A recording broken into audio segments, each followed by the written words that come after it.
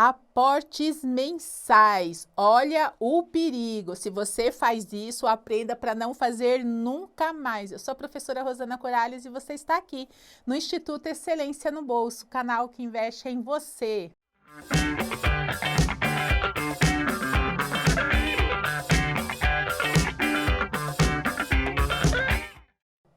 Tá chegando aqui de paraquedas? É aquela hora maravilhosa de se inscrever no canal e ativar o sininho das notificações.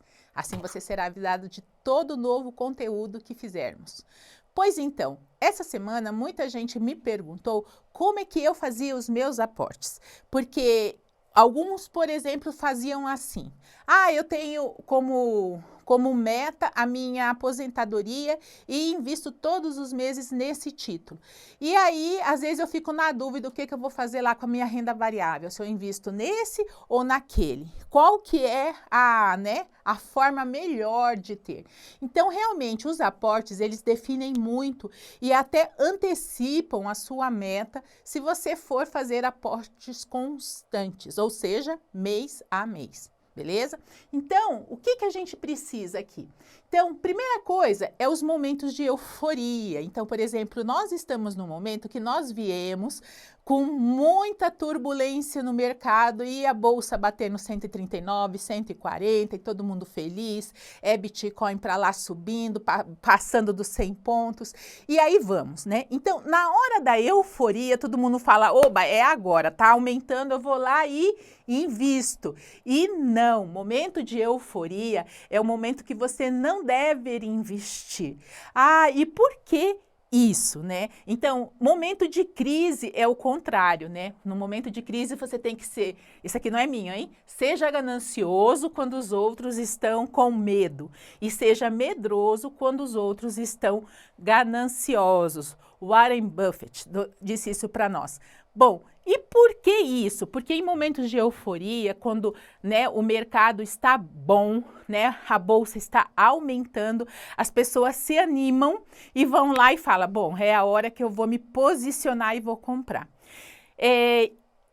Dos primeiros livros que eu li é de um profissional de bolsa de valores e ele contou tanta coisa nesse livro dele que eu não consegui lembrar o nome dele para contar para vocês. Mas o fato foi que ele trouxe essa história no livro, onde ele narra uma pessoa que trabalhava nos Estados Unidos, americano, e ele comprava lá todo mês, alguma posição em empresas. Diferentemente daqui, a educação financeira deles é mais resiliente, eles são, já tem essa visão do negócio. E ele, ainda que fosse, se não me engano, era faxineiro, ainda que ele fosse lá faxinando, ele vivia lá com o que dava e o que sobrava, vamos dizer assim, ele comprava as empresas, os ativos.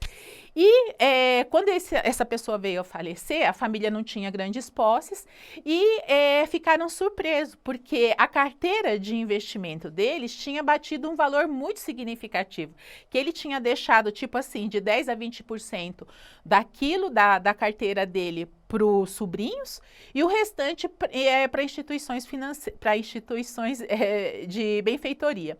Resumindo, o que mostrou isso, é o que ele falava nesse livro, esse profissional, que geralmente dá certo quando as pessoas mexem pouco na carteira e quando as pessoas começam a mexer muito na carteira, ou seja, trocar de ativos, agora está na hora negativa, vou lá, tiro. Agora apareceu o melhor do mercado, eu vou lá e compro. E faz grandes mudanças na carteira, quase nunca dá certo. Quer dizer, assim, a rentabilidade da carteira, ela não tem uma boa performance. Então, essa história, eu acho que ilustra muito bem o que eu quero trazer para vocês. Então, euforia, a gente não investe. E em momentos de crise, a gente tem que aproveitar essas oportunidades, E, enquanto os outros são gananciosos,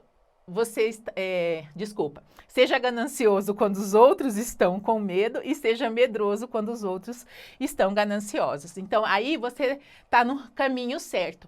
E diante disso, com essa busca por oportunidades, o que a gente percebe, Então, por exemplo, no final do ano passado, a Ambima registrou isso, que para onde que foi o dinheiro, Em dezembro, os fundos de investimento registraram uma captação líquida no valor acumulado de 60,7 bilhões, olha só.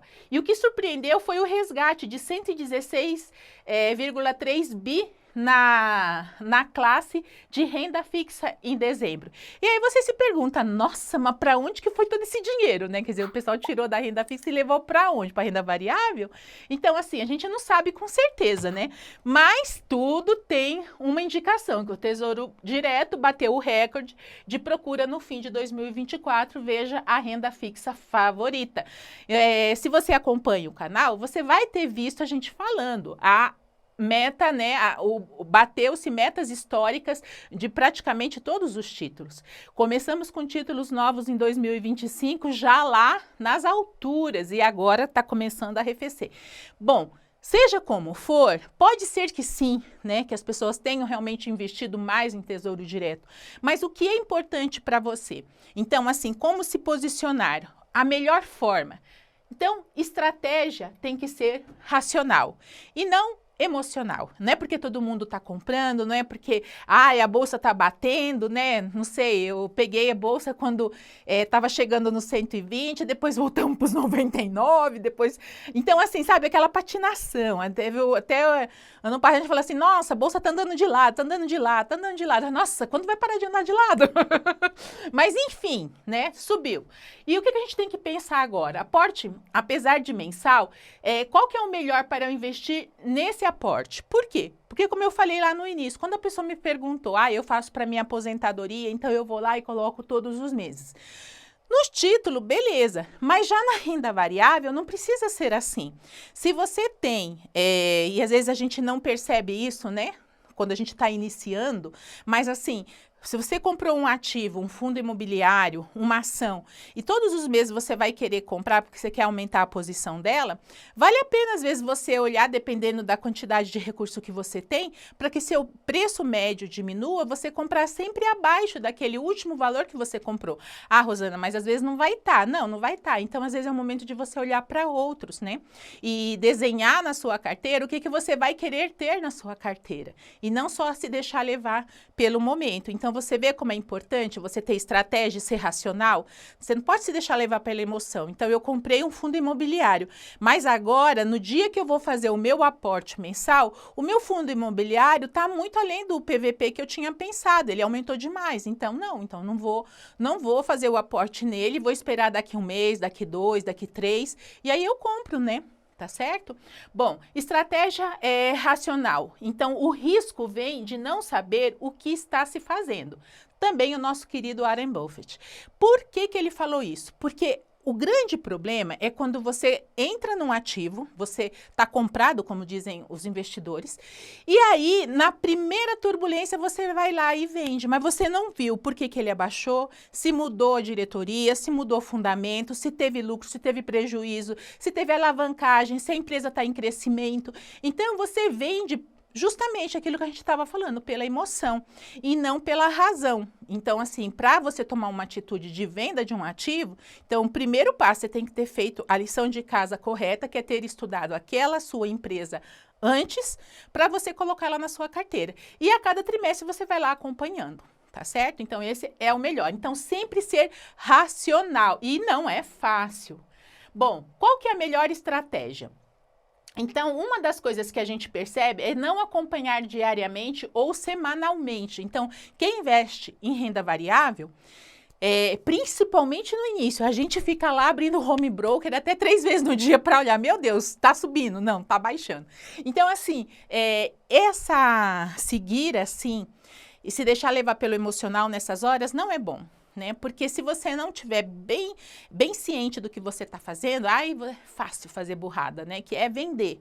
Então, aí você consolida, como a gente fala, um prejuízo muitas vezes. Antes de estar comprado, decida e, vamos dizer assim, esqueça. Rosana, como assim esqueça do ativo? Justamente porque se você fica muito tempo ligado ali no ativo, quando você vê o seu ativo diluindo, você fala, nossa, fiz burrada. E a burrada maior vai ser a segunda resolução que vem depois que você toma essa consciência. Você fala, vou vender. Aí você assina embaixo, bate ali o martelo, assina e manda embora, entendeu? Aí sim, você não tem como recuperar aquilo. Então, você pode fazer o contrário, né? Então, assim, eu comprei, primeiro você estudou. Antes de comprar, estude. Depois que compre, a decisão já está bem tomada, aí você acompanha os relatórios. Se tiver grandes mudanças em fundamento, aí sim você pode pensar em vender sua posição. E até estrategicamente, vender às vezes nos melhores momentos, quando ela vai aumentando, né? Então, tudo isso dá sempre pelo racional. Acompanhe os relatórios trimestrais. Isso também é tarefa que investidor não gosta de fazer, principalmente no início. Eu também sou prova disso, gente. Muitas vezes no início, com 8 ativos, era difícil ler. 8 relatórios trimestrais. E às vezes passa um trimestre que eu não consigo ver todos, porque hoje eu não só tenho 8, né? Minha carteira está maior. Então, assim, é difícil sim acompanhar. E aí, vale um lembrete aqui. Porque é o seguinte, quando a gente inicia, a gente começa a ver resultados, né? Essa semana eu coloquei de novo, né? Os meus dividendos, né? O gráfico dos dividendos assim, em escadinha. É delicioso ver isso, porque eu sempre lembro do primeiro dividendo, que não dava para comprar uma balinha, era 0,06 de dividendo. Esse foi o meu primeiro dividendo. Mas agora batendo os 1.500 de dividendo. Então eu falei, ô, maravilha. Então assim, mas para chegar aí, o que você tem que fazer? Você tem que fazer o estudo, ou seja, você tem que queimar o seu tempo, você tem que se dedicar a estudar, você tem que conseguir acompanhar o que o gestor está fazendo com aquele seu fundo imobiliário, como é que está aquela sua empresa, depois medir os percentuais, se você não está tendo muito de um porque deu lucro, não é o momento às vezes de vender e comprar uma outra posição que você está em menor posição. Então, tudo isso exige muito de você. Agora, assim, se você não tem tempo, se você não tem vontade de fazer isso, então é melhor você buscar um gestor, comprar um fundo e investir em fundos, porque fazer isso dá trabalho, né? Então, assim, é dedicação, mais do que tudo, tá bom?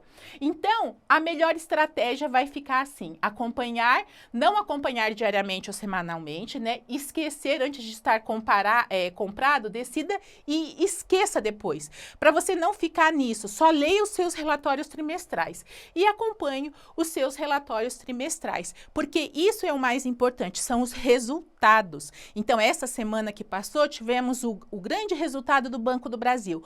A meta esperada, eu não sei quantos bi que era, mas ele não chegou naqueles bi lá, e agora, o que ficou para o investidor? Qual vai ser a atitude que o banco vai tomar para que no próximo trimestre ele reverta isso?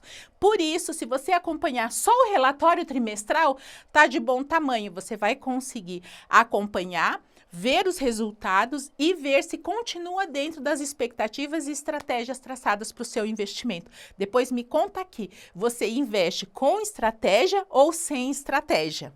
Valeu, até a próxima!